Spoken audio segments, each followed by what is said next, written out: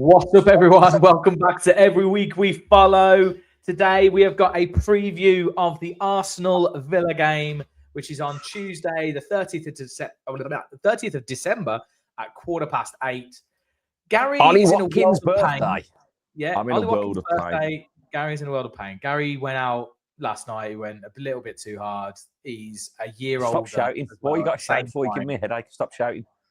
Yeah, he's a year old. He's a year older as well at the same time. Shall I do this podcast in the style of David Attenborough? Oh, that's a good impression, mate. He went out into the wild and he had one too many festive drinks. Blame your brother, mate. He bought me Jaeger bombs, and that's a bad idea. I shouldn't be doing Jaeger at 46 years old. I cannot. Look at me. I look absolutely dreadful. So apologies. This part is going to be one of the best yet, clearly, because I am absolutely hungover. I actually think you've looked worse on this pod before. You cheeky bastard. Do you remember that one? Do you not remember that one when you came on? And you were like, oh mate, look at me, and you were like doing like the Botox stuff and that. Yeah, I think you were like really tired. You hadn't trimmed your hair for ages. You had a big beard. Yeah, I think that was like 5 days of no sleep. That was that's fair. I probably have looked worse. Look, it's a beautiful thing. It's my birthday on New Year's Eve. I went out with friends last night to celebrate. It's Ollie Watkins' birthday on Tuesday. Right, I was basically celebrating Villa's 12th win in a row prematurely. I think we're going to do it. I think, look, we can't even get Arsenal fans to come on, mate. We had an Arsenal fan lined up and he's just dropped out this morning because he's bottling it. Josh, if you're watching this, shame on you. I know you're too scared to talk about it because you're nervous and that's why you're throwing up everywhere. I've had all the Fanalysis chat. It's just tumbleweed. All the Arsenal fans are all terrified. And to be fair to them, everyone else in the chat came in going, I would not want to be playing Villa. And they were also saying, I would not want to go on that podcast. So it is a case. It's probably a bit of a compliment to us, I would say. But let's go on to the game. Obviously, I mean, some incredible stats coming out and stuff. Like you sent me one earlier where obviously it's 11 wins on the trot. It's the first time we've done that in 111 years. 11 years. I was aware of.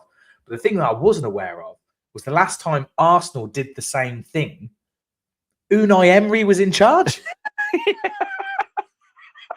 The guy just knows how to win football matches, apparently. Yeah, not good enough for Arsenal, though. You know, just the expectations were too high on him. I stand by it, mate, and I've said for ages, haven't I? Since he's been in charge of us, really, that if he'd have had the same time and money as Arteta's had, Arsenal would have been dominating this league like Man City have, in my opinion. I think he just doesn't get the respect he deserves. It's unreal that actually the lack of it, like in terms of the things I've read online since beating Chelsea, like, and my word, like Chelsea, like football fans are weird, man. I know it's a tribal thing, and I like to think, like obviously we've got a Villa bias, but I try and keep a level head and go. Obviously, I know we're not be a bit objective. Try and be objective. Like, we shouldn't be where we are, but the fact of the matter is, we are where we are. You can't not say we're not in a title race. We'll go, it's going to fall off when we're 10 points clear of fifth. And also, everyone, like, the way people are talking about it is as if we've just come from nowhere. Our last 3 seasons, we've finished, what was it, fourth and sixth, or whatever it is in that top 6. We've been in and around it. We've done this before. We had this 3 seasons ago, and we were sat there going, we had the chance to go top at New Year, and we drew against Sheffield United, and we didn't get it. Yeah. So, like it's not new. The 11 wins on the trot in my drunken stupor last night. The way we turned it around since those first 5 games, that's, the big stark contrast. But, yeah. Oh, yeah, look. In my drunken stupor last night, like when I got home, I stupidly scrolled through TikTok, and you see this one Chelsea fan going, Villa are shit. How have we lost to these? They're so shit, right? They're so lucky. How can they be so lucky? Their XG was 0 at half time. How can they score 2 goals? Who cares about XG? Right. Honestly. But, mate, and I commented and said, mate, you better put some fucking respect on our name, right? Yeah. And after we beat Arsenal, you better come back on here and eat humble pie. I said, because this luck business, there is nothing lucky about what Unai Emery's doing. There's no luck if you've won 11 games on the trot. Like, fair enough, you win like 3 or 4, maybe 5. 11. There's no luck. mate. Look, we know there, it's not all luck. Yeah, no, it's the Chelsea game's a perfect example of it's not luck, right? We go there because as we picked it apart in the preview, we knew that what their threat was going to be, and Chelsea were brilliant in that first half. They battered us. They did. We were absolutely not in the game. We had no possession, no shots. We were giving the ball away. They were on us, high press. You know, we conceded the goal just before half time. And I generally was concerned. I thought, shit, this is where the bubbles burst. We've lost it. We look like we're out of energy. We look like it's just about this constant keeping ourselves just within reach of the opponents, right? So even if we go a goal down, like it's the sheer belief, and we've talked about it in the last few previous shows. Like no one's panicking. We're not going, we're going to lose. Well, the players aren't. We're not going to lose the game, and the substitutions made the difference. And Nana, superb. All of us, we just probably should have played that way from the start. But you've got to give credit to Chelsea and say they outplayed us first half, but second half, with the changes that happened, they didn't know what to do. They couldn't cope. Once we turned them back around to where they were going, we had Tielemans as the 10, Sancho hugging that touchline and coming inside. And he had a massive impact, mate. It flipped it on its head. There is nothing lucky about that. That is pure, brilliant management, right? And it's a credit to the players that they've all bought into it and are doing exactly what's required just to get over the line. Like it's not, last week we can only score 1 goals. It's not sustainable. Okay, so we'll just score 4 goals in the box this week then, right? What now? Are you lucky? Like fucking behave, right? It's the thing that's interesting is because I was listening to Jacob Tanswell on 1874, and he was talking about the way that Villa's analysts are set up. So during the game, analysts are sat in the crowd and they have these angles and they clip stuff and they look at things, and the angles that they have are like behind the goal, kind of more of a pigeon kind of bird's eye view kind of. That's fascinating. They can look at everything that's happening. So I have a little bit of a theory in that the way that we've been coming back in games, and the way we've been a second half team we've been a second half team for quite a while. Like as in, when I think about Emery, we've often had this like kind of Jekyll and Hyde 45 minutes. So we've always tended we've been a bit slow in the first half, not quite at it. And then the second half, there's been a tweak or two. And all of a sudden, we just look at a totally different team. And we've done it, obviously, 6? Is that 6 out of... No, 5 out of 11 wins we've come from behind. Well, one of the things he was talking about was the way that the analysts, they do all that stuff, and then they obviously feed it in to the management team and feed it into Emery on the touchline.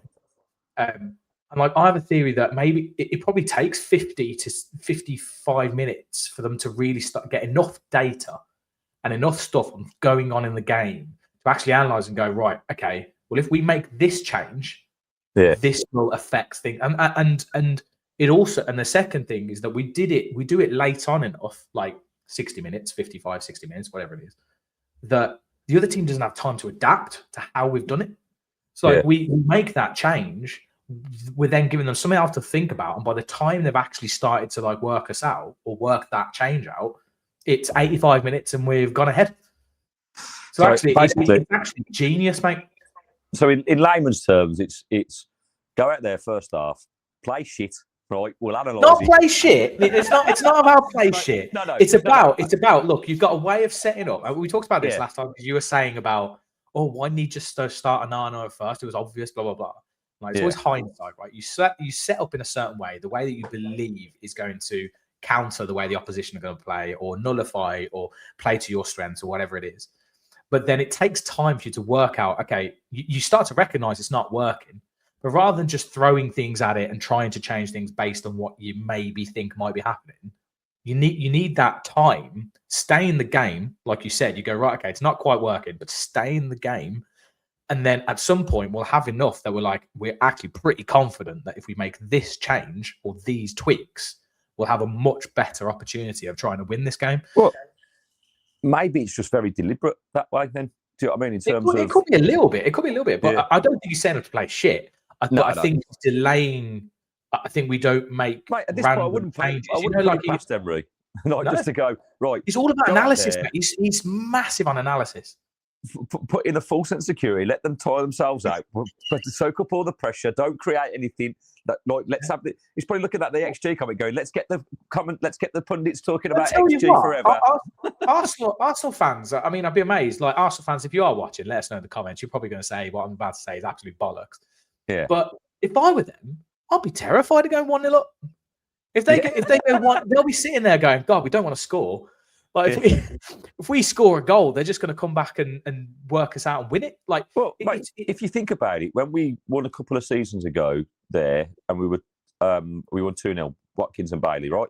Or Bailey and Watkins. And the first half of that game, right, Arsenal were all over us and should have been probably 2-0 up. So similar to the Chelsea game. Mm-hmm. And then same sort of thing. It's that just kind of ability to play through. Tielemans was instrumental in that game. I remember, like, he set up the goal, the crossbar. He was absolutely brilliant in that game, as was Ollie Watkins, right? And so I'm so pleased that Ollie got the brace against Chelsea, because he's got to be going into that game full of confidence now, right? And I think with Arsenal as well, and he just seems to have it. Boyhood club, like whatever. Like, it's written in the stars here. And like you said, I think they'll be terrified about going 1-0 up. I think they'll be terrified about playing us. You know, they probably should have beat Brighton a little bit more comfortably than they did, right? But they looked edgy when they conceded the goal for like 10, 15 minutes. And that's all we need to get in front. And I think Arsenal, for me, are a great side, right? Really fun to watch. But I just don't think they have the experience in the dressing room and at manager level to get over the line. I think they're going to bottle it. Even if we don't win the league, it'll be Man City that do it, right? Because of all the experience and all that kind of stuff. But if we beat them, and it's a big if, right? If we beat them, I think the wheels will fall off that ship, and I think they will fucking drop off. Because if we beat them, it'd be absolutely ridiculous. It'd be a 12-game winning run, beating Arsenal twice, beating City, beating Man U. But I mean, we're obviously looking at everything with claret and blue tinted glasses. Yeah, of course we are. You've definitely still got the beer goggles on, you know, and all this kind of thing going on. Mate, because I've already celebrated 12 wins in a row. Hey! You know, we're seeing it. But I am, you know, I do feel relatively confident, weirdly. And it's never a good thing when I am. Because usually any fan that goes out there and goes, we're going to win this game, generally you don't. You've rued that. Mate, I'm not saying for 1 second we're going to win this game, right? It's no. Like I wouldn't be surprised if we did. Yeah, but I'm not expecting to win it. The weird thing, like I'm not surprised. I'm not expecting to win it, but I am expecting not to lose it. I think we'll get a point. You know, I think it's kind of. We don't know when we're beaten, and we've proven time after time in recent weeks, no matter how the game is going, little tweaks here or there, players stepping up to the plate and producing moments of magic, whatever it is enough to get us over. And there's a belief. There is a belief in this team, and there's a togetherness. And I've said it in the last couple of weeks that I haven't seen that before in a squad. And the way we've picked up results, whether you like it or not, it's the sign of champions, whether we go on and do it or not. Like Emery said, like, talk to me at game week 34. We're at week 19. Like, it's kind of, we're halfway. He's not, and this is what I love about him. He's not getting carried away. There's no total talk from them. He's like pick granted. We take one game at a time. We analyse the fuck out of each game, like you said, and we pick it apart. And that is, there's been a couple of people on Talk Sport, like that Rory Jennings was talking about it, how methodical and well drilled Villa are, and that actually what you need is just a group of players who buy into a philosophy, comparing it to like Man United and City and how much money they've spent. You know, this is the respect that Emery deserves, because he's done it on a shoestring, and it is purely down to his coaching ability.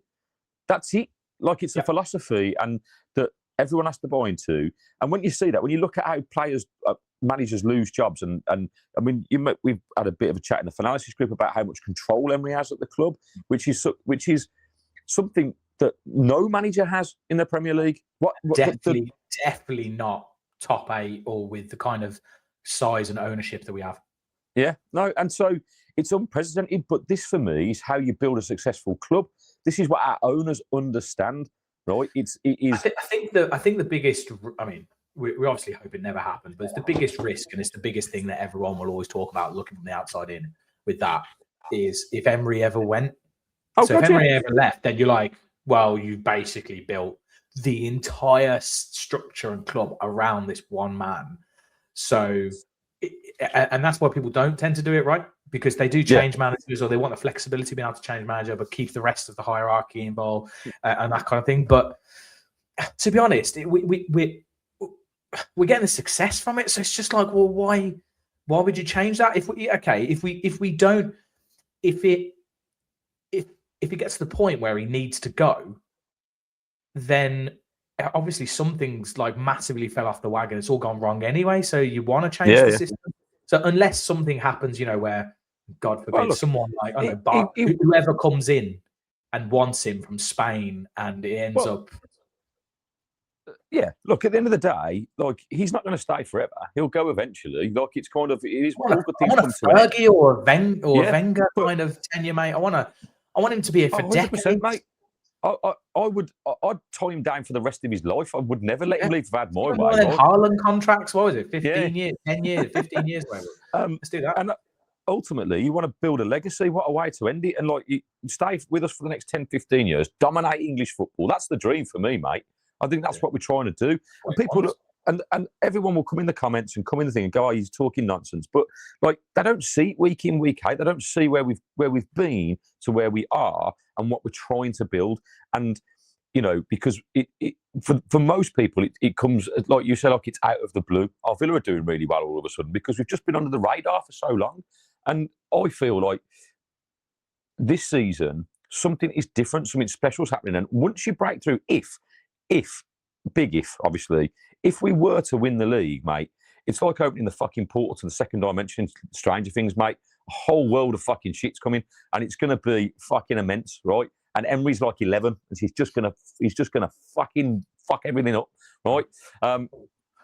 Fucking stamp on Man United, stamp on Chelsea, stamp on Arsenal, fuck Man City, right? And just there's a new big boy in town. It's coming. I can feel it in my bones. From owner to fan is all on the same page, mate. We'll ride the wave as long as we possibly can, right? And why shouldn't we? Because, like you said, it's not fluke, it's not luck, it's something that probably, I think, when opposing fans come at us, it's just jealousy, mate, for me. Because I don't know. I've never seen anything quite like in football. People get their backs up about stuff like, it's absolutely unbelievable, and it's so easy to just.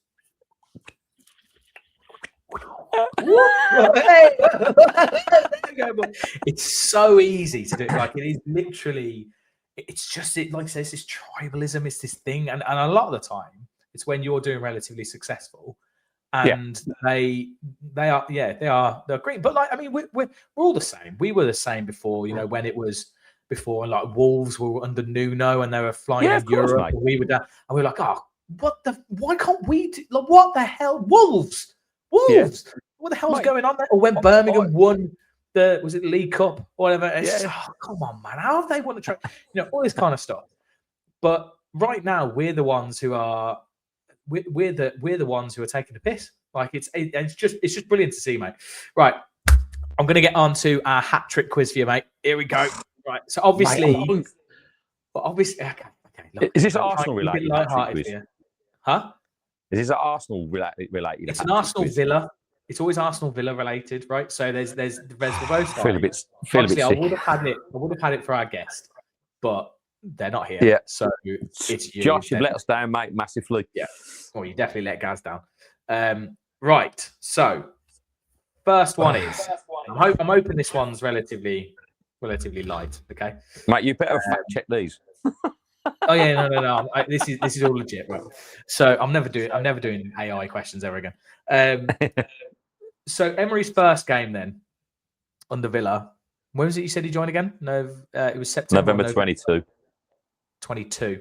Okay, yeah. Right. Emery's first game for Villa against Arsenal was in February 2023 at home, and we lost that game. Do you have any idea of the score?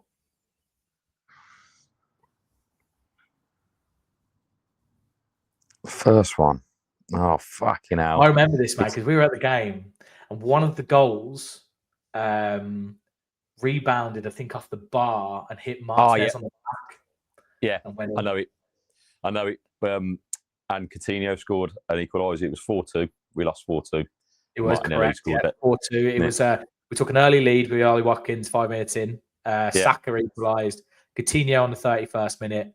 Zinchenko at 61 minutes, and then that own goal from Martinez. And then I think did Martinez then come out to go to the corner? He went up for a corner and they broke away. And actually, just before they scored that goal off the crossbar, we hit the crossbar. I think Bailey hit the crossbar with an effort. I remember Emery being livid with Emery Martinez. He's like, never. He's like, the chances of you scoring from that extra man is almost zero.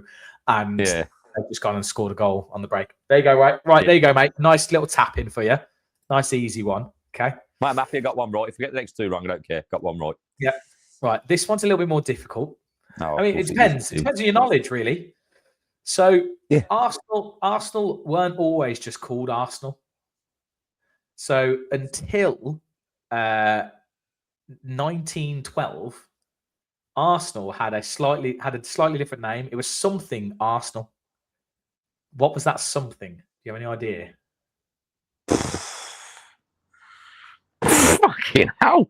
Well, this was obviously for someone who was an Arsenal fan. Yeah. Potentially might know. Oh, I'm just trying to think logically. Okay, so if you do know, do let us know in the comments. Has it got something to do with so, like, Highbury wise, is it? Like, because it's something to do with that. Well, no, so Highbury's not the location.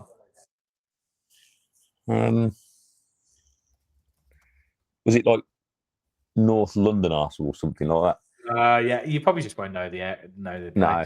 So it was Woolwich. I ain't got a clue. Woolwich Arsenal is what they were called originally. Yeah. Woolwich Arsenal. Sorry, mate. My Arsenal knowledge is not that great. That's okay. That's all right. That's all right. No worries. Okay. Didn't have a Scooby at that. The third one. So our record against Arsenal, by the way, until like 2008. I mean, even after that, it's not great. But like until 2008, it was horrendous. From December 1998 until November 2008, for 10 years, we didn't win a single game against Arsenal. We lost or drew all of them. Yeah. Well, that was their glory years, wasn't it, mate? They were dominant then. So the game that changed it, November 2008. So I'm feeling like this is your prime. I feel like this is your prime time. This is your prime years. November 2008. Villa go and win 2-0 away at Arsenal. Right. So that got rid of that run. Yeah. Gael Clichy scored an own goal. And there was one other player that scored our second. Who was it? At Arsenal? Yeah. Wasn't. Oh, okay. 2008. 2008. That's the old. That's like the James Milner, Young, Barry. Yeah. I've got two. It's either Christian Benteke or Gabi Agbonlahor. Oh, bollocks. I'm trying to picture the game. I'm going Gabi. It was Gabi. Gabi. Benteke wasn't in the team. Carew was on the bench. Gabi Agbonlahor in the 80th minute. It was 2 goals in 10 minutes to win it. Right. I remember. Nice one. That's 2 out of 3. 2 out of 3. Mate, I need to drink more. That's the answer, because I can't answer anything sober. But pissed, I'm fucking. The knowledge is just there. I am a superstar. Oh, God. Right.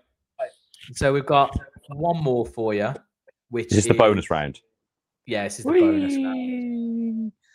So this is Arsenal v Villa in the 30th of May, 2015 at Wembley Stadium. You were there. You were there. Yes, I was. I remember. Obviously, we all know the score in that game, 4-0. It was a terrible, terrible day at the office. Who was the manager of Villa?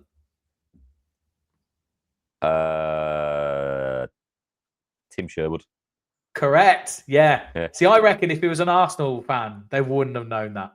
I reckon that would have been a really difficult question. But yes, it was Tim Sherwood. So well done, guys. 3 out of 4. You've done well there. See? always fucking get in. Yeah. Back of See, the net. it's not always. It's not. One of them was a pen. That's how I classed it. One of them was a pen. It wasn't a perfect hat trick, mate. Yeah, I didn't get the perfect hat trick. Well done, got a mate. tap in, got the thunderbolt, and then a penalty. I'll take it, mate. Yeah. Give me the match ball. Gimme. Let us know in the comments how you would have gotten on that. Did you get all those questions right? As always, guys, if you are new here, please do subscribe, give us a like, give us the hypes and whatever and all that kind of thing. We are on our way to 2,000 subs. We're pushing for it. We want to get there before the end of the season. We're desperate to get that 2K. I'm not gonna lie. Come on, people, like and subscribe. We and just massive thank you to everyone that already has and is supporting the channel, because those of you that have got your own content or do stuff know it's a slog, man, to get any kind of traction on YouTube. Like, so for me, in the year that we've been going, to get, you know, nearly 2K subs is phenomenal. Like, it really is. So we've just got to keep going, keep putting it out there, and hopefully you guys can just keep liking it. The other thing that we need to say is that Finalysis is now live. You can download the app from the App Store or, you know, Google Play Store, whatever device you've got. Go and download it, sign up, and come and like James and I's content. There's some cheesy photos of us. James is like this. It looks like he's getting ready for. It looks like he's getting prepared for OnlyFans. Weird caricatures that just look really fat. At least yours looks like you. At least yours looks like you. Mine doesn't look any. I always do me dirty, man. Yours did. It's now taken about 20 years off you. Like, you look like some kind of like just bold, stubbled young man. That's what you look like. It's ridiculous. Anyway, so go and download that. Go and like our content and read our match reports and player reviews. There's more updates coming for that app in January as well. So yeah, check it out. It's fun, man. There's loads of data on there. You can check out player ratings from previous matches. You can see all the results. It's got a Premier League page. Like I say, you can have hopefully some healthy debate on there. That's the whole point of it, where it's not the cesspool that is Twitter, and you know, it's a bit more moderated, I think. So true fans, true debate. Go and download it. Yeah, do it now. Exactly. I like that. True fans, true debate. I like it. Yeah. Right, Gaz. So questions are. So we haven't done your predicted team because you've been half there. But let's talk about. It's all right. Let's talk about the key positions here. What do you think are going to be the potential changes to that starting? Well, obviously we've got to talk about the elephant in the room, isn't it? Which is Cash and Kamara being out through suspension. So it's so massive. And you know what's bad about that is that I think if one of them was out, I'll be a little bit more confident. But because of the fact that now both of them out, it means Bogard is probably going to go right back rather than replacing Kamara. So now we've got to replace these two, and there's no Barkley. So I'm guessing Onana and Tielemans in that holding. Yeah, and maybe you could put McGinn as in that attacking role, and rather than playing a role, and maybe have Sancho on the right. I think after his performance against Chelsea, I'd probably give him a go, mate. Like I don't. It's all dependent. It's all dependent, as we've known. It's all dependent on that system. So Sancho on the right. I think Sancho on the right is really nice because I think Rodgers then gets to play on the left, but we needed the width. So it's whether we feel we want to play with that width against Arsenal. No, I think what I think he will do is play Onana and Tielemans in that holding role, and then he may well keep McGinn out on the right, start with Buendia again, and play Rodgers centrally to start with Watkins up top, and then, like you say, get those analysts on it, pick it apart at half time, and if we're still in the game, then make those kind of changes. I think that's what will happen. I think Bogard will play right back. I don't like him playing right back. I think it's his weakest position. He's better at centre half or holding midfield. Like, having said that, when he dropped into right back against who was it? He came on and was it when Powell got injured? Yeah, I think it was. Might have been against Arsenal. He dropped in. He dropped in at right back, and he did okay. So, like, he can do it. I don't. It does unbalance us a little bit, and it's and you know, with the pace that they've got down that side, you know, whether it's Trossard, whether it's Martinelli, whatever it is, it's a lot to ask of him. So, like I say, I think actually a fantastic football. Trossard always seems to score against us. I don't know. I know, mate. He looks like fucking Finding Nemo as well. Like, what the fuck is going on? Like, I can have a fish playing football. Like, big goggly eyes, man. Like, what's with his eyes? He looks like a drug addict. Like, he looks like he's just had 7 lines of cocaine. He's wired. Like, I want him drug tested. He looks like he's dying, doesn't he? His face is like You remember like Brad Friedel? You know when you saw Brad Friedel, he basically faces look like a skull. Like that. Trossard. Skeletor, that's who he looks like. He looks like Skeletor from He-Man. Yeah. Right. Yeah. So, sorry, Trossard, and if you do ever see any of this, it's nothing personal, mate. Just have a little bit of fun. You look beautiful, really. So those are the key areas, right? Emery's never going to moan about it. He'll just put the players in and expect them to perform, and that's what we've got to do. And if it doesn't work out for us, there's no way they're going to be scapegoats. It's like this is where we see where our minerals are, and Emery's never been one to moan about, injuries or suspensions or anything like that. It's just like this is the team I got. They've got to go out and do a job. And even though it does unsettle us a little bit, like I said earlier, for me, I think everybody's bought in. I think everybody knows what the role is. They know the importance of the game. There is no pressure on us. If Arsenal lose this game, that could be their total challenge fucking derailed.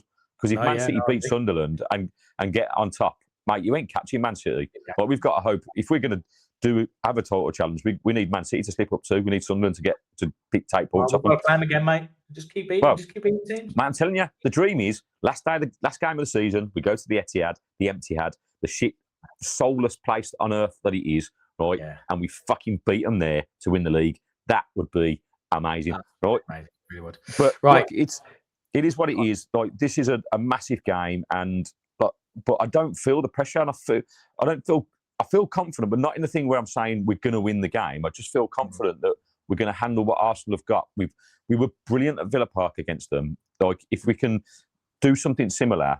They look fucked against us. Do you remember? Like, I was so shocked. That last 20 minutes, 15-20 minutes, they look exhausted. Yeah. So, I've got Gabriel back, by the way. They've got Gabriel back. They've got Gabriel back, right? So I'm happy for that. Like, but if I'm honest, I think all the pundits even said this. It's not going to matter if we play how we know we can play, like, and get Rodgers on the ball, get in that space, in those gaps in the final third, mate. He causes everybody problems. He's an absolute animal. He's been brilliant. Like, even against Chelsea, where he wasn't really in the game in the first half because of lack of like any kind of thing, any balls to him, because he was so isolated with Marlon. He had moments. But he still had moments when he picked the ball up and ran. And then, like, in the second half, once we made the changes and he had that space and he's on the ball, mate, that through ball for Watkins' goal was fucking brilliant. Like, it's such a weighted pass. By the way, just on that, he's in my fantasy football team. Not an assist. Apparently, didn't count as an assist because he gets through, and so because he shot off the keeper, ricocheted off the goalie, doesn't count as an assist. Absolute bullshit. Like, that is that up. That's horrendous, isn't it? Stato, who's never played football in his life, right? Going, it doesn't count. It doesn't count because it comes off the goalkeeper. It's like he's literally played the ball through to him, and he's had the shot. It's deflected it, and it's gone in. How is that not assisting the goal? Like, there was no other action in between that and the shot. Without that pass, that moment doesn't happen. It's an assist. Without that pass, it doesn't happen. Because exactly right. So, and also, if he'd shot and it deflected off a player, if it was shot and it was on target, deflected off a player and went in, it would have been an assist. But because it went off the keeper back onto him, I was livid. I was like, where's my assist? This is bullshit. Yeah. Even captain him. Mate, anyway, imagine if he gets into the season, you could have won the Fantasy Premier League, right? And that's the thing that assist would have got you over the line. I'm terrible in it. I've only just put Haaland in. I continually always try to do a Haaland-less team, and I always try and win it without Haaland. But then I've just gone, you know what? Screw it. I'm just going to do it. I've got to put him in. I've got to get rid of Thiago. I've got to put, it's. I wish Man City would do that, because that's all they seem to have at the moment. It's fucking. Yeah, I know. Right. So, last bit, prediction, guys. So I'm not going to do my, unless you got your pen and paper. You can just do it with your fingers. No, I'll do my pen and papers over there. I can't. If I go over there, I ain't coming back. Which hand's Arsenal? This one. Yeah, so that's Arsenal. Yeah, that's us. Yeah. Okay. Right, you ready? Yeah. 3, 2, 1.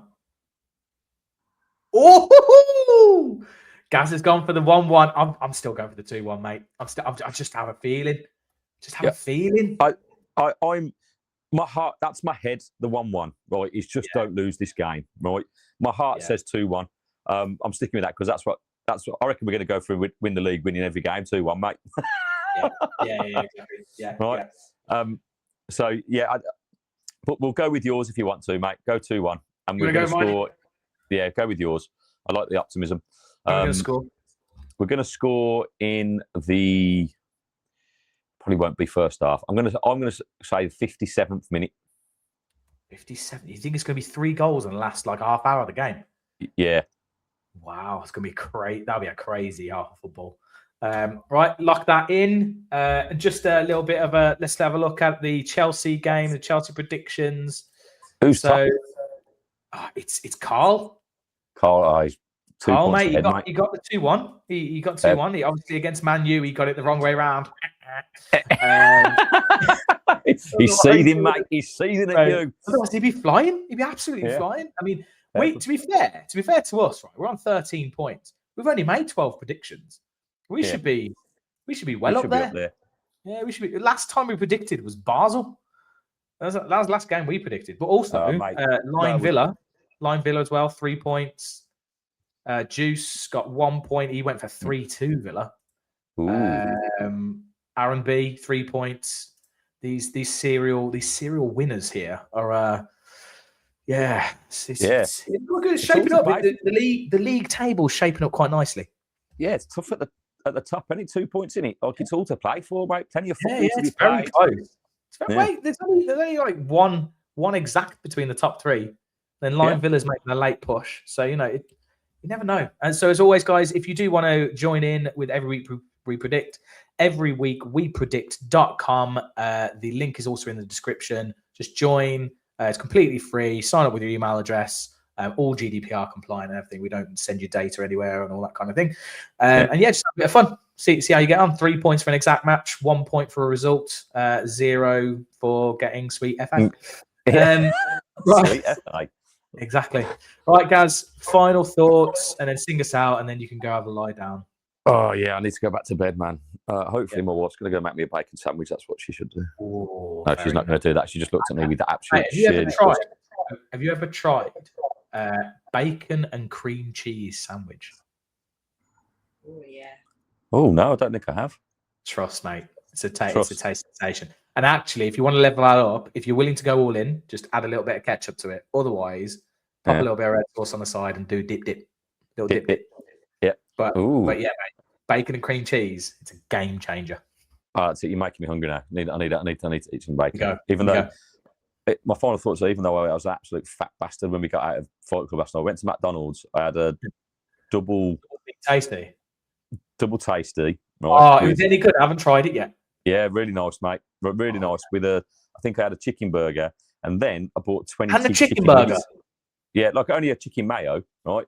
And then what do you mean only? You've just had a double big tasty, the biggest. And after I'd eaten that, I then ordered 20 nuggets and a cheeseburger. Did you eat it all? Yeah. Oh my god, mate, I was so drunk. I couldn't. Doesn't matter if you're that drunk. My stomach won't be able to have. That's insane. Yeah, you've already had a copious amount of liquid. You've already had a ridiculous amount of liquid. Now you're smashing in 4 burgers and 20 nuggets. It's not good, mate. I am a prime example of what not to do. Boys and girls, ladies and gentlemen, do not do that. I don't recommend it. I'm a trained professional. Okay. But it's my birthday, so it's celebrating this 12th win in a row. I'm so excited for the game tomorrow. If I don't get a ticket, I'm going to be doing a live watch along, and hopefully you're going to jump on and do reaction. Yeah, potentially. It'll be quite late, so it all depends on how little man's actually sleeping during that time. Yeah, potentially, yeah. Because that'd be cool. But I'm going to quarter-past-8 kickoff, isn't it? So I'll do a watch along. Yeah, happy days. Right, it's all fun. I'm going back to bed. Villa are going to win 12 in a row. We're going to win the league.